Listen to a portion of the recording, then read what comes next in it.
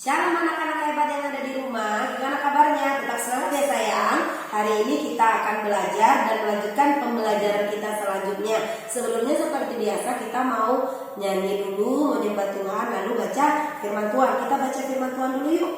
Kita buka Lukas 21 ayat yang ke-18. Lukas 21 ayat yang ke-18. Yang sudah ketemu katakan yes. Yang sudah ketemu kita baca sama-sama. Tetapi tidak sehelai pun dari rambut kepalamu akan hilang. Jadi firman Tuhan mengatakan tidak sehelai pun rambut kepalamu akan hilang. Artinya tidak ada satu perkara pun dalam hidup manusia di luar kehendaknya Tuhan.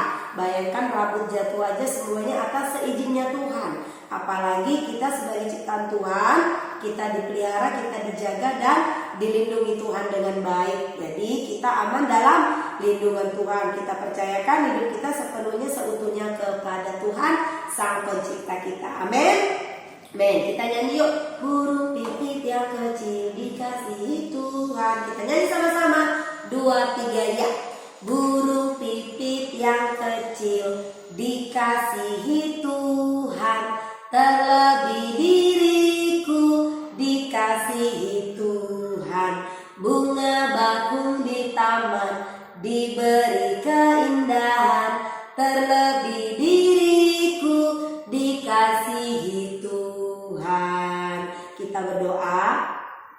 Tuhan Yesus yang baik, terima kasih buat pagi hari ini kami kembali belajar tentang Tuhan lewat pelajaran agama. Biar Tuhan mengurapi, memberkati kami semuanya. Terima kasih Tuhan sudah menjagai, melindungi dan menyertai setiap kami. Tuhan berikan kami kepintaran, kecerdasan sehingga ketika belajar kami mengerti, kami tahu apa yang harus kami lakukan untuk menyenangkan hati Tuhan. Terpujilah nama-Mu, dalam nama Yesus kami siap belajar. Haleluya, amin.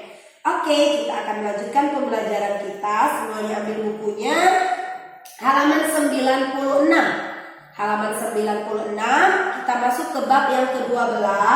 Tuhan Pemelihara Agung. Temanya, subtemanya adalah Tuhan Sang Pemelihara Agung. Tadi lagunya mengatakan burung pipit yang kecil dikasihi Tuhan, terlebih diriku dikasihi Tuhan. Bayangkan burung pipit yang kecil dipelihara dan dikasihi Tuhan. Gimana cara Tuhan memeliharanya? Coba anak-anak pernah dengar nggak burung pipit atau burung bersiul? Coba siapa yang bisa bersiul, ikuti teacher Melda. Burung itu bisa bersiul dan bernyanyi, tidak ada yang mengajarinya.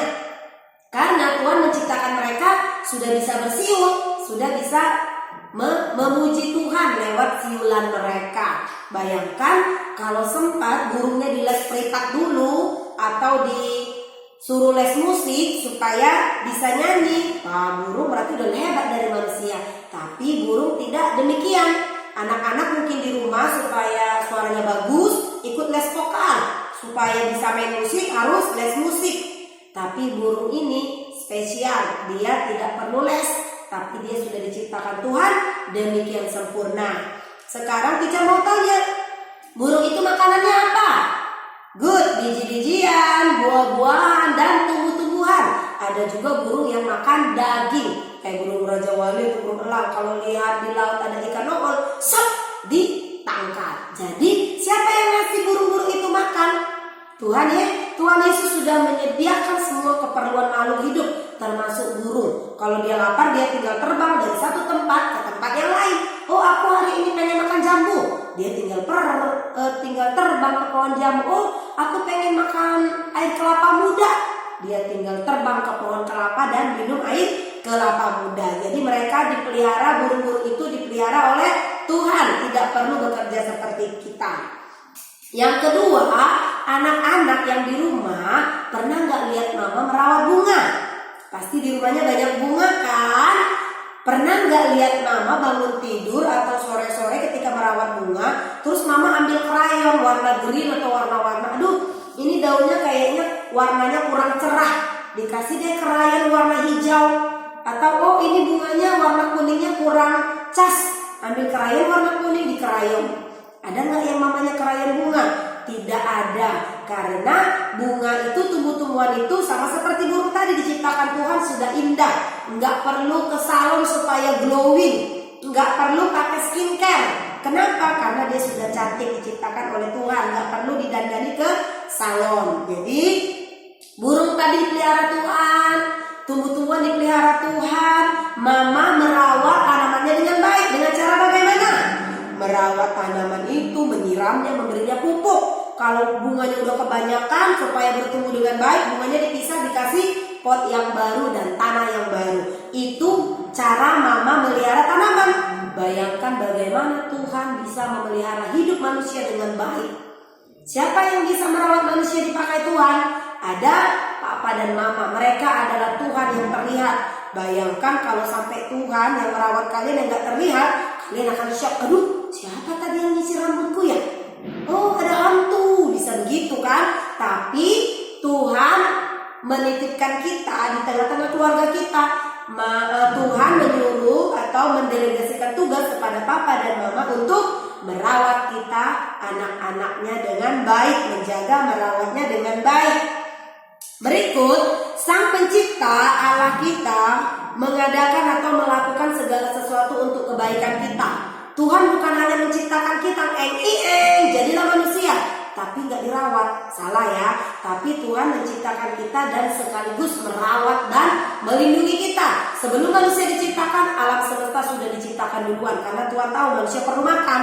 Jadi kita dipelihara Tuhan dengan baik. Di buku itu ada dikatakan, pelihara dalam kamus besar bahasa Indonesia berarti merawat, menjaga, dan melindungi. Sama-sama katakan, pelihara artinya merawat, menjaga, dan melindungi. Siapa yang merawat, menjaga, dan melindungi alam semesta dan manusia?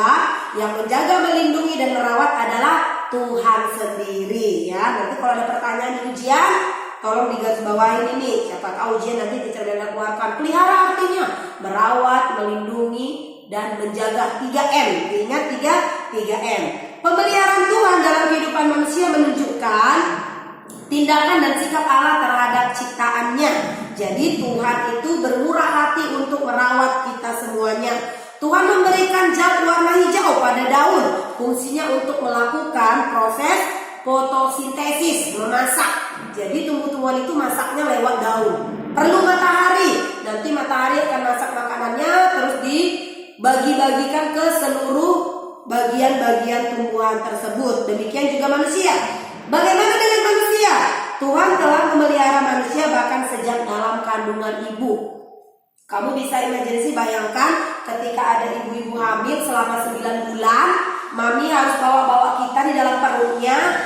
Mamanya nggak bisa terlentang tidur, bisanya cuma geser kanan dan geser kiri. Mau ke toilet, perutnya besar, susah duduk, susah jongkok. Tapi mama menyayangi kita, menjaga dan merawat kita dengan baik. Mama akan melarang siapapun yang coba-coba mengganggu bayinya, mengganggu rahimnya.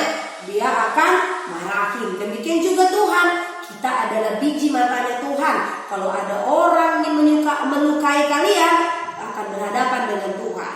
Tadi pelihara adalah menjaga, merawat, dan melindungi kita. Itu adalah tugasnya Tuhan, menjaga, merawat, dan melindungi kita. Amin. Segala sesuatu yang terjadi dalam hidup manusia, Tuhan mengetahuinya. Makanya ada lagu, mata Tuhan melihat apa yang Tuhan perbuat. Buat yang baik, buat yang jahat. Oleh sebab itulah jangan berbuat jahat. Ingat, Tuhan melihat. Jadi harus hati-hati dengan hidup kita. Apa yang kamu lakukan, Tuhan tahu. Amin. Amin. Jadi pelajaran kita demikian. Tadi pelihara artinya dirawat, dijaga, dan dilindungi dengan baik. Untuk tugasnya ada di halaman 97 ya sayang. Pilih salah satu bentuk. Kamu mau buat clipping, lukisan, puisi, atau artikel. Buat karyamu sendiri sesuai dengan jenis yang sudah ditentukan di atas. Kalau kamu pilih clipping, kamu harus cari kata-kata atau gambar-gambar, lalu tempel di buku. Kamu ceritakan, oh lewat gambar ini saya memahami bagaimana Tuhan memelihara kehidupan manusia. Atau kamu mau buat lukisan, aku mau gambar ibu-ibu hamil teacher. nu kamu ceritakan kisah pemeliharaan Tuhan lewat ibu-ibu hamil itu. Atau kamu mau buat pemandangan teacher, ada burung ada hewannya, kamu ceritakan, wow Tuhan itu luar biasa, dia menciptakan segala sesuatunya dengan baik, memelihara tumbuh-tumbuhan dan hewan. Hewan memerlukan tumbuh-tumbuhan untuk menjadi makanannya.